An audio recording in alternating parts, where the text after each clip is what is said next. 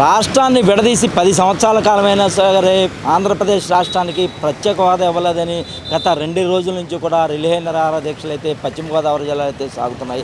అయితే ఈరోజు ఒక అడుగు ముందుకేసి గాంధీ ధారణ వేషంలో మన విజువల్స్లో చూడొచ్చు. ఒక వ్యక్తి గాంధీ ధారణ వేషంలో వేసి ఈరోజు ఆమరణ నిరాహార దీక్ష అయితే కూర్చున్నారు. అతను ఎందుకు కూర్చున్నారంటే అతను స్వార్థంగా కాదు, అతని ఇంటి కోసం కాదు, పిల్లల కోసం కాదు.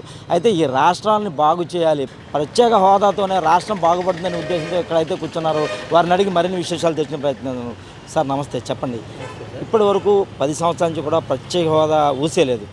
అయితే మీరు ఈ 10 సంవత్సరాల కాలం నుంచి వదిలేసి ఇప్పుడు ప్రత్యేక హోదా కావాలని గత 2 రోజుల నుంచి కూడా రిలే నిరాహార దీక్షలు చేస్తున్నారు.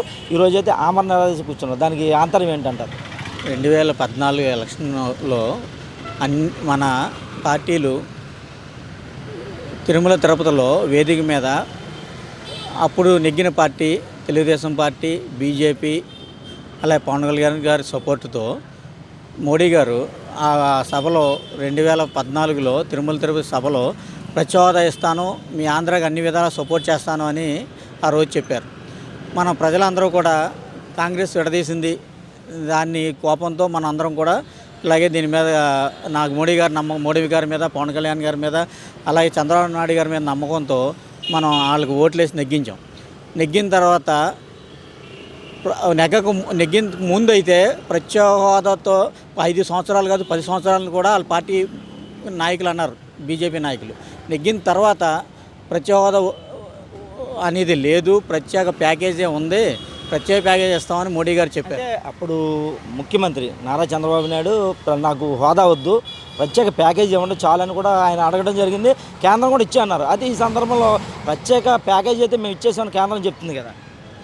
ప్రత్యేక ప్యాకేజీ ఇచ్చాము అని కేంద్రం చెప్తుందండి. ప్రత్యేక ప్యాకేజీ వల్ల రాజకీయ నాయకులకి లేదా వాళ్ళ కమిషన్లకి ఉపయోగం తప్ప ప్రత్యేక హోదా అనేది ప్రతి సామాన్యుడికి, ప్రతి వ్యాపారస్తుడికి, ఆశా పారిశ్రామికకు, నిరుద్యోగ యువతకు, ఖండాలు దాటిపోతున్న నా తమ్ముళ్ళు, నా చెల్లెళ్ళకు ఈ ప్రత్యేక హోదా వల్ల ఉపయోగాలు ఉంటాయండి. ప్రత్యేక ప్యాకేజీ వల్ల ఆ రాజకీయ నాయకులు ప్యాకేజీలకు తప్ప, వాళ్ళ ఓటాలకు తప్ప ఇంక వేరే ప్రత్యేక హోదాలో ఉపయోగం లేవు. ఆ సబ్జెక్ట్ తెలుసుకున్న తర్వాత చంద్రబాబు నాయుడు గారు 2019 ఎలక్షన్లో నాకు ప్రత్యేక హోదా కావాలని నినాదంతో మళ్ళీ రావడం జరిగింది. అయితే జగన్మోహన్ రెడ్డి 2019 ఎన్నికల్లో నాకు అన్ని ఎంపీ సీట్లు ఇవ్వండి, నేను కేంద్రం మెడలో ఉంచుతా అన్నాడు. అయితే అతనైతే కేంద్రం మెడలో ఉంచాడు లేదో మీరే చెప్పాలి. అయితే ఇప్పుడు జగన్మోహన్ రెడ్డిని ఈ వేదిక నుంచి మీరు ఏం అడగబోతున్నారు? కేంద్రానికి నుంచి మొత్తం అన్ని సీట్లు ఇస్తే కేంద్రం నుంచి నేను ప్రత్యేక హోదా తీసుకొస్తాను నా నాయకుడు 25 సీట్లు నాకు మొత్తం ఇమ్మంటే 23 సీట్లు ఇచ్చాం మనం. అలాగే 23 మందిని ఆ రోజు ఆయన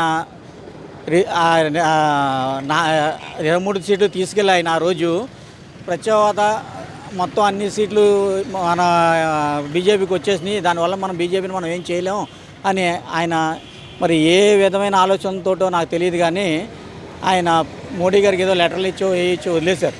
అదే తెలంగాణ ముఖ్యమంత్రి కేసీఆర్ గారు ప్రత్యేక తెలంగాణ గురించి ఒకళ్ళిద్దరు ఎంపీలతో ప్రత్యేక తెలంగాణ గురించి పోరాడి ప్రత్యేక తెలంగాణ ఉద్యమం విలువ అక్కడ జనాలకు ప్రత్యేక తెలంగాణ ఉద్యమం విలువ వాళ్ళకి తెలియపరిచి ఉవ్వెత్తున తీసుకెళ్ళి ప్రత్యేక తెలంగాణ తెచ్చుకున్నారు. అలాగే మన జగన్మోహన్ రెడ్డి గారు 23 మంది ఎంపీలను రిజైన్ చేయించి కానీ మళ్ళీ ఎల్లుండి ఉంటే కేంద్రానికి తెలిసి వచ్చేది ఏమని, మనకు ప్రత్యేక హోదా అనే ఇది మన ఆంధ్రప్రదేశ్లో ఉంది, ఇవ్వాలి అని కేంద్రం తెలిసి వచ్చేది. ఆ పని చేసి ఉంటే ఆయన 30 సంవత్సరాలు కూడా ఆయనే సీఎంగా పరిపాలించేవారు. ఇప్పుడు మళ్ళీ ప్రత్యేక హోదా రాకుండా ఈ 2 రాష్ట్ర ప్రభుత్వాలు మమ్మల్ని మోసం చేసినాయి, అలాగే కేంద్ర ప్రభుత్వం కూడా మోసం చేసింది. మళ్ళీ 3వసారి ఎలక్షన్లకి ఇప్పుడు అన్ని పార్టీలు రెడీ అయ్యాయి.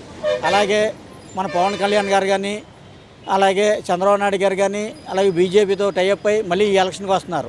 పవన్ కళ్యాణ్ గారిని కూడా సూటిగా అడుగుతున్నాను, పవన్ కళ్యాణ్ గారు మీకు మేము ఓటేసి మిమ్మల్ని పంపించలేకపోయాం, మీ జీరో పాలిటిక్స్ని మేము అర్థం చేసుకోలేకపోయాం, కానీ ఇప్పుడు మీరు మళ్ళీ అదే పార్టీతో మీరు వెళ్తున్నారు కాబట్టి మిమ్మల్ని కూడా ప్రశ్నిస్తున్నాం.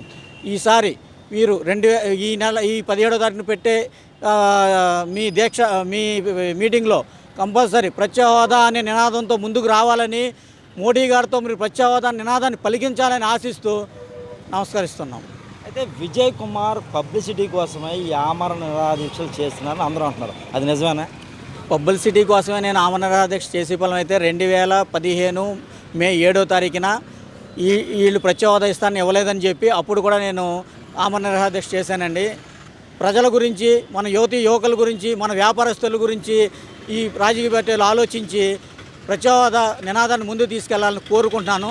నా స్వలోభ్యం అయితే నేను ఏ పార్టీ మీ వెనకుండా నడిపిస్తుంది? ఏ పార్టీ మీ ఆమరణ నిరాదీక్షకి ఖర్చులన్నీ కూడా ఏ పార్టీ ఇస్తుందండి? ఏ పార్టీ కూడా దీనికి సహకరిస్తలేదు.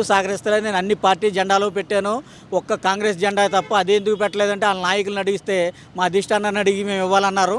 అందుకు ఆ ఒక్క జెండా నాకు దొరకలేదు కాబట్టి పెట్టలేకపోయాను. అలా అనడం వల్ల నేను కనవా జెండాలు అన్నీ పెట్టాను. నేను ఏ పార్టీని అనుకుంటే నడిపించట్లేదు. దీనికి అంతా నేను నా ఇదితోటే, నా ఆవేదనతోటే నాకు నేనుగా పెట్టి ఈ దీక్ష చేస్తున్నాను. అయితే ఇప్పటికే ఇక్కడ ఉప ముఖ్యమంత్రి ఉన్నారు, హోంమంత్రి కూడా ఉన్నారు. ఎవరైనా వచ్చి మీ దీనికి సంఘీభావం తెలియజేశారు? ప్రజెంట్ ఇప్పుడు దాకా ఎవరూ రాలేదు. అయితే ఈ ఆమరణ నిరాదీక్ష ఎప్పటి వరకు కొనసాగిస్తారు? ఈ ఆమరణ నిరాదీక్ష నేను చచ్చే వరకు, వాళ్ళ మాట ఇచ్చే వరకు నిర్వర్తిస్తాను. అయితే ఇక్కడ సామాన్యుడు నాకు ఏ విధమైన ఇది లేదు, ఏ ప్రలోభాలకు కూడా నేను లొంగట్లేదు. ఆంధ్రప్రదేశ్ బాగుండాలి, ఆంధ్రప్రదేశ్లో నా అక్కలు, చెల్లెళ్ళు, తమ్ములు అందరూ కూడా బాగుండాలనే కూడా నేను అయితే ఈ నిరాహార దీక్షలో నేను ఉన్నాను. నా ప్రాణం పోయే వరకు కూడా నేను పోరాడుతూనే ఉంటానని విజయ్ కుమార్ అయితే మనతో చెప్తున్నారు. కెమెరామ్యాన్ అఖిలేష్తో పుండరి, ఉమ్మడి పశ్చిమ గోదావరి జిల్లా.